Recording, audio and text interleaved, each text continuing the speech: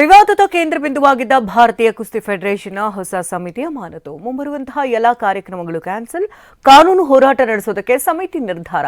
ಛತ್ತೀಸ್ಗಢದಲ್ಲಿ 3 ಮಾವೋವಾದಿಗಳನ್ನ ಹತ್ಯೆಗೈದ ಪೊಲೀಸರು. ಇದೆಲ್ಲವನ್ನ ನೋಡೋಣ ನ್ಯಾಷನಲ್ ನ್ಯೂಸ್ ಟಾಪ್ 9 ನಲ್ಲಿ. ಭಾರತೀಯ ಕುಸ್ತಿ ಫೆಡರೇಷನ್ ಜಂಗಿ ಕುಸ್ತಿ ಜೋರಾಗಿದೆ.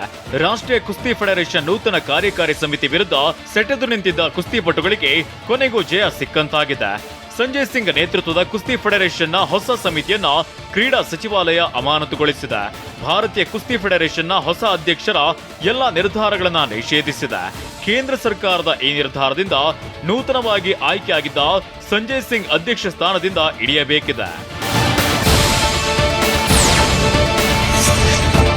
ದೇವಭೂಮಿ ಅಂತ ಕರೆಯೋ ಗುಜರಾತ್ನ ದ್ವಾರಕಾದಲ್ಲಿ ಸಾಂಪ್ರದಾಯಿಕ ಮಹಾರಾಸ್ ಆಚರಣೆ ವೈಭವದಿಂದ ನಡೆದಿದೆ.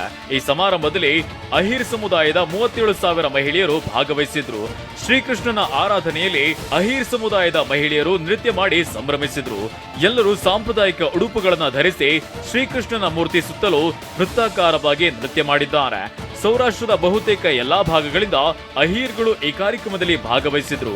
ವಿದೇಶದಿಂದಲೂ ದ್ವಾರಕಾಗಿ ಅನೇಕ ಭಕ್ತರು ಆಗಮಿಸಿದ್ರು. ಛತ್ತೀಸ್ಗಢದಲ್ಲಿ ನಕ್ಸಲರ ವಿರುದ್ಧ ಸಮರ ಸಾರಿದ್ದು ಎನ್ಕೌಂಟರ್ ನಡೆದಿದೆ. ಪೊಲೀಸರು ನಡೆಸಿದ ಎನ್ಕೌಂಟರ್ನಲ್ಲಿ 3 ಮಾವೋವಾದಿಗಳು ಹತ್ಯೆಯಾಗಿದ್ದಾರೆ. ದಾಂತೇವಾಡ ಜಿಲ್ಲೆಯಲ್ಲಿ ನಕ್ಸಲರು ಹಾಗೂ ಭದ್ರತಾ ಸಿಬ್ಬಂದಿಯ ಜೊತೆ ಗುಂಡಿನ ಕಾಳಗ ನಡೆದಿದ್ದು 3 ಮಾವೋವಾದಿಗಳು ಹತ್ಯೆಯಾಗಿದ್ದಾರೆ. ಈ ಬಗ್ಗೆ ಹಿರಿಯ ಪೊಲೀಸ್ ಅಧಿಕಾರಿಯೊಬ್ಬರು ತಿಳಿಸಿದ್ದಾರೆ. ನಕ್ಸಲರ ಬಳಿ ಇದ್ದ ಅಪಾರ ಪ್ರಮಾಣದ ಶಸ್ತ್ರಾಸ್ತ್ರ ಹಾಗೂ ಮದ್ದುಗುಂಡುಗಳನ್ನು ವಶಕ್ಕೆ ಪಡೆಯಲಾಗಿದೆ. ಬಿಹಾರ ಡಿಸಿಎಂ ತೇಜಸ್ವಿ ಯಾದವ್ ಡಿಎಂಕೆ ಪಕ್ಷದ ವಿರುದ್ಧ ತೀವ್ರ ಅಸಮಾಧಾನ ವ್ಯಕ್ತಪಡಿಸಿದ್ದಾರೆ. ಹಿಂದಿ ಭಾಷಿಕ ಪ್ರದೇಶಗಳ ಜನ ತಮಿಳುನಾಡಿನಲ್ಲಿ ಶೌಚಾಲಯ ಸ್ವಚ್ಛ ಮಾಡುತ್ತಿದ್ದು ಇನ್ನಿತರ ಕೆಳಮಟ್ಟದ ಕೆಲಸಗಳನ್ನ ಮಾಡ್ತಿದ್ದಾರೆ ಅಂತ ಡಿಎಂಕೆ ಸಂಸದ ದಯಾನಿಧಿ ಮಾರನ್ ಹೇಳಿಕೆ ನೀಡಿದ್ರು. ಈ ಹೇಳಿಕೆ ಖಂಡಿಸಿರುವ ಬಿಹಾರ ಡಿಸಿಎಂ ತೇಜಸ್ವಿ ಯಾದವ್ ಈ ರೀತಿಯ ಹೇಳಿಕೆ ನೀಡುವುದು ಶೋಭೆಯಲ್ಲ ಅಂತ ಹೇಳಿದ್ದಾರೆ.